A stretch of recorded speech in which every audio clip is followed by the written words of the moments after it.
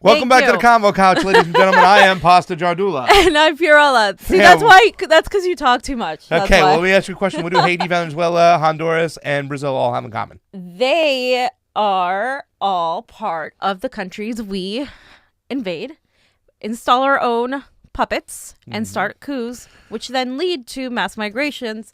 Yes. And what we know as regime change wars. Yes, we do. And it's it's a serious problem. And we know the non-interventionist president, Donald Trump, who is not a non-interventionist, even though he campaigned one, wants his own war in Venezuela. But I have to sneeze.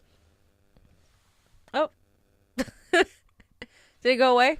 It's weird. I hate that. It's like, it pause. comes and goes. It's stuck right there. It's kind of like the Democratic Party. Yeah, it is. It's like you got to sneeze, but it never comes, and nothing ever comes out. And they promise you. Yeah, they promise you're going to sneeze, but you don't sneeze. And we've talked about on this show, back on subject, about, and especially yourself, you've gone down to the border a ton of times, about why 80% or around 80%, 75%, whatever, but a high amount of people are coming in these caravans specifically from Honduras, correct? Correct. We talked about that in 2009 under the Barack Obama administration. The Madam Secretary, Hillary Clinton, supported a coup in which they removed the socialist democratically elected leader, Manuel Zelaya. We got a picture of him. He got that cowboy hat on. Look at him.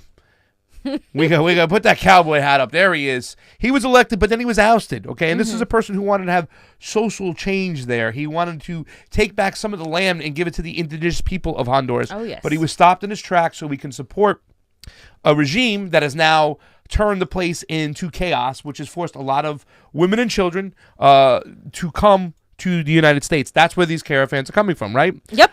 And not only did there's more, because not only did Trump support the last elections, which were, once again, Fugazi elections in which the opposition, they cheated, and you can see U.S. backs re-election of Honduran president despite vote controversy. We also have been arming them to the T. I mean, we got to have our corporate interests, right, fam? Of course. So goes United States regime policy, as we know. And we know Donald Trump is not a non-interventionist. And come to today, we have our boy, Juan Guaido, who is backed by the United States. Donald Trump wants his own regime change war. And Venezuela has been the target of some serious sanctions. Now, fam, a lot of people don't know about sanctions. Can you unpack sanctions? Because we understand that some sanctions really hurt the everyday people. They don't hurt the elitists, correct? You're right. So first of all, if the United States actually wanted to help Venezuelans and cared about the people in Venezuela, we would have lifted the embargo, we would have given back the gold we stole, and then we would have stopped attempting coups. But according to an analysis from VenezuelaAnalysis.com, the Trump economic sanctions have so far cost Venezuela about $6 billion since August 2017. And that's still like backdated. It's probably more now already. So there was an analysis by a political analyst named Joe Emmersberger, written in response to an article by Torino Capital chief economist Francisco Rodriguez.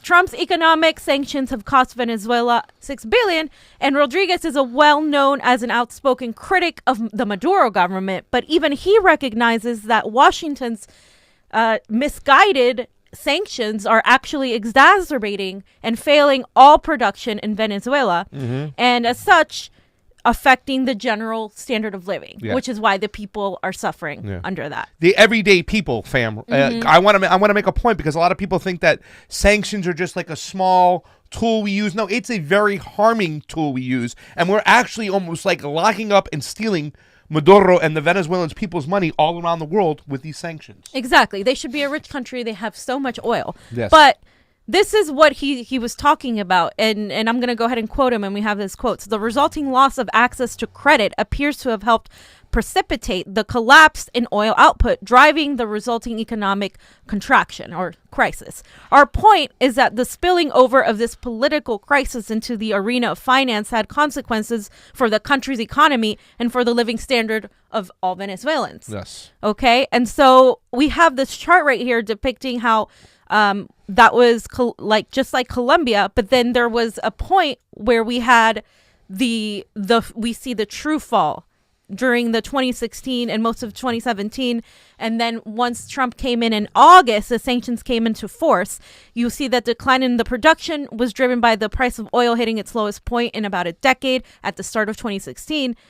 But once Trump came in there, it was illegal for Venezuelans and the government to obtain financing from the U.S., which was devastating for two reasons. One, all the Venezuelan government's outstanding foreign currency bonds are governed under New York state law. And one of the Venezuelan government's major assets, the state-owned Citgo Corporation, is based in Texas.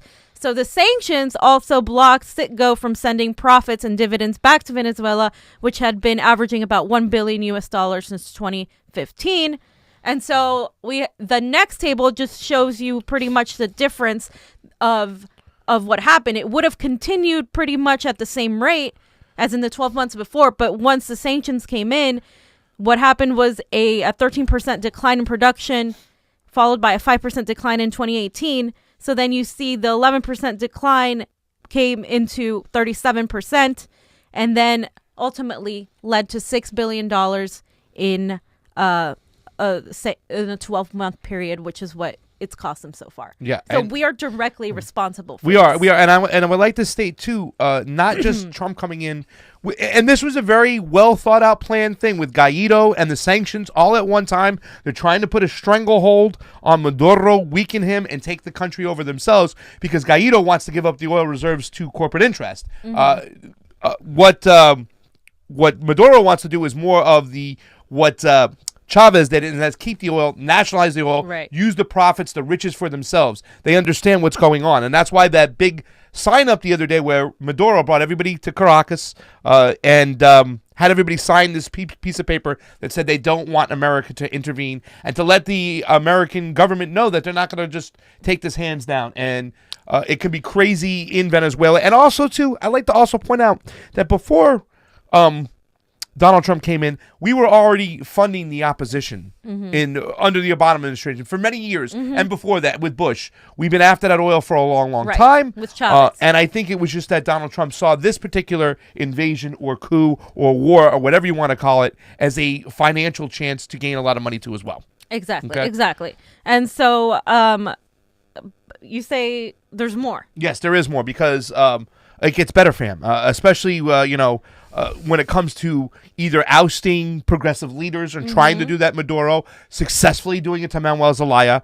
We've done it before, and we have a very serious situation. And I've talked about it before. I said Maduro is the most popular politician in that country right now. Popular enough where he won a fair election. Okay, he does have his adversaries and whatnot, but he rightfully won. Now, you want to talk about in the case of Brazil, a social leader, a man by the name of Lula da Silva, has been jailed, and he's been jailed without a lot of hard evidence against him. I mean, it's been working through the DOJ in America, through Brazil, through their courts, to put this man in jail. And I'm talking about, like I said, he's in line to get a Nobel Peace Prize. And his overall approving rating is beyond what Maduro's is, beyond what almost any South American or North American or Central American leader is. Lula is beloved, and they would have voted for him in this last election. And why they did this sentence is so they can keep him in jail even longer for the next election. And before Fam gives her opinion on this, can you show some of Lula's quotes? Because I know you're going to love this, Fam.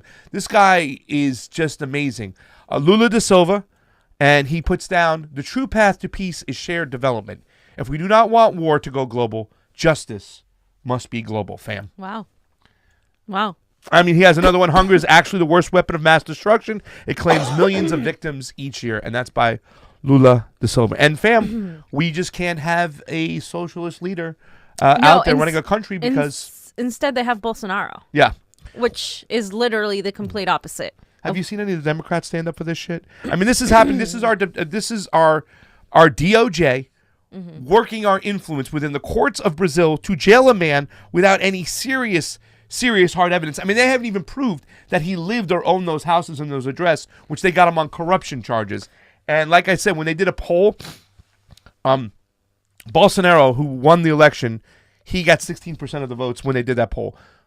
Lula was polling at 38% almost. Wow. So you can see, but they kept him in prison. Now they just added this another sentence on so they can keep him in jail for the next election. But fam, it doesn't stop there. We can't just stop with Honduras. We can't stop with Venezuela. We can't stop with Brazil, because it goes even further, because Haiti has become the newest hotspot for civil unrest tied to American invention. And it all starts back with the Petrocaribe, which is pretty much petroleum Caribbean. And it's what Hugo Chavez gave to his brothers and sisters in the Caribbean area, as well as South and Central America, where he would give them oil, the Petrocaribe, on a low priced level. And he only required them to pay 60% up front for that oil.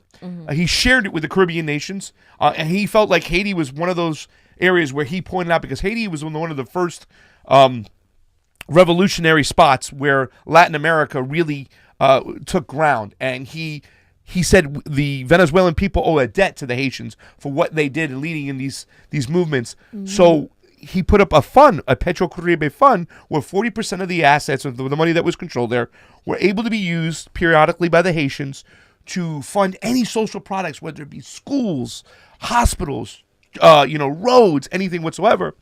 And Rennie Prevel in 2006 was elected the president again for a second term, and he signed in the Petrocaribe. Now, we know from the WikiLeaks documents that the United States was set against this. They didn't want anybody doing any business with Venezuela, and we've been trying to control Haiti for some time. And I have a personal connection. We all do, because we lived in Florida. I lived in South Florida. In fact, when I see it to my customers at the restaurant, I'm like, Madame et Monsieur. And they're like, oh, you're speaking French. I'm like, no, I'm speaking Creole. Because I started in the restaurants in Florida, and I had a lot of Haitian friends that worked there. But after the earthquake in 2010, they wanted to punish Rennie Preval and also get their own guy in. So after the earthquake, once again, fam, Fugazi elections, they get their guy in there.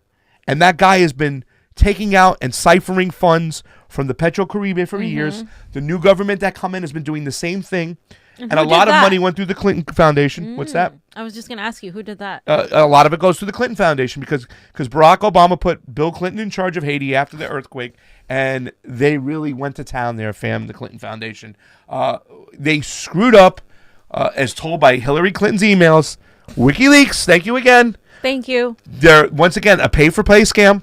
And the thing that really sucks about this pay-for-play scam, fam, is that they got the bids because Bill Clinton and the Clinton Foundation said only people connected to his foundation get the bids for all this work that needs to be done. We're talking billions of dollars, fam. They took the money because they were the only bids, and they didn't even do the work.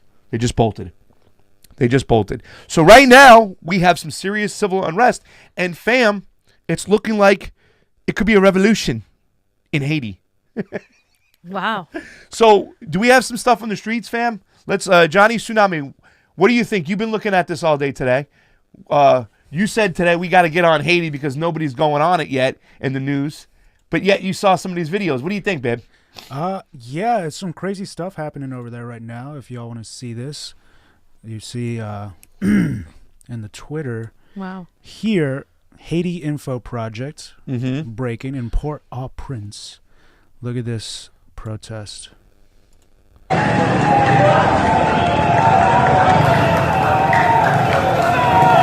Burning the flag. Burning the American flag. Yeah. Wow. Because they're aware of what's going on. They understand how the Clinton Foundation has screwed them. Putting their puppets in, funneling their money. These people are running off the cops. Now, from what I hear, and I got to get a little bit more information here, I called Florida. I spoke to my friend back there, and he says that there's progressive groups within Haiti trying to get to the table together, trying to come up with something, because what they're going to anticipate is that the State Department is going to make a move to put another one of their puppets back into play. Man. Of course they are. Of course they are. I mean, this is what we do, and then we wonder why people are displaced. And actually, Haitians are one of the people that have been unable to get to either Canada or the United States a lot of the time because there's just a huge bias. against Haitians. It's really, really tough. It's actually been one of the bigger stories of them trying to get into Canada and being rejected. It's a shame too. And I live in South Florida. There's little Haiti down there. I have a lot of Haitian friends.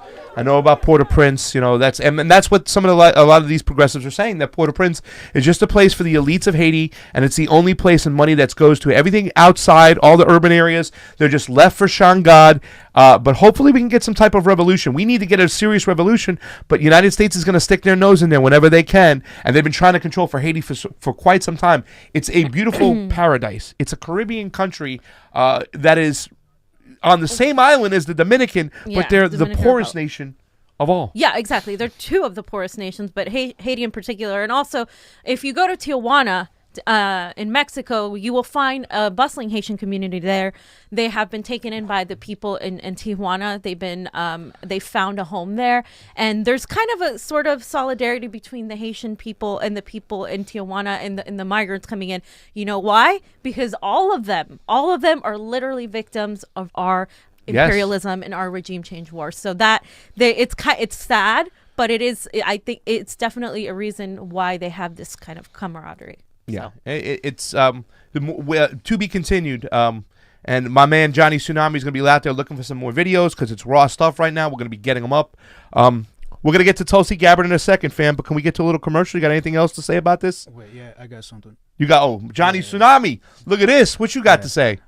There's one more video I wanted to show. Okay, as long as you don't say Jets suck, I'm happy right there. It's the stop. The president right now of Haiti. Who's a After a businessman. week of political crisis and violent protests in Haiti, which have left at least 7 people dead, there'd been no word from the president. With the demonstrations against him showing no sign of ending, Jovenel Moise finally broke his silence, announcing he would not be stepping down. I have listened to the people. I know what you are being faced with. That's why I have brought in a series of measures. I've asked the Prime Minister to come and explain them and to adopt them quickly so that we can end people's misery immediately. I, Jovenel Moise, head of state, I won't leave the country in the hands of armed gangs and drug traffickers. The latest protests have been triggered by the country's inflation and skyrocketing prices, and a scandal over development loans made by Venezuela, where billions of dollars are unaccounted for. A court report last month suggested that President Moise had been involved in irregularities. During his election campaign, he promised food on every plate and money in every pocket. As people in Haiti struggle to make ends meet and face inflation that has risen 15% since his election, demands for the president to step down are unlikely to go away. It's Moises Michel, and it's kind of funny because in 2010, fam, this guy is a savvy businessman who's been he's been exposed. You've been exposed, my man. They're after his ass. Get it. You've been exposed. That's right. But in 2010, they even had a more shadier character than this, a singer. And this guy's brother-in-law was one of the head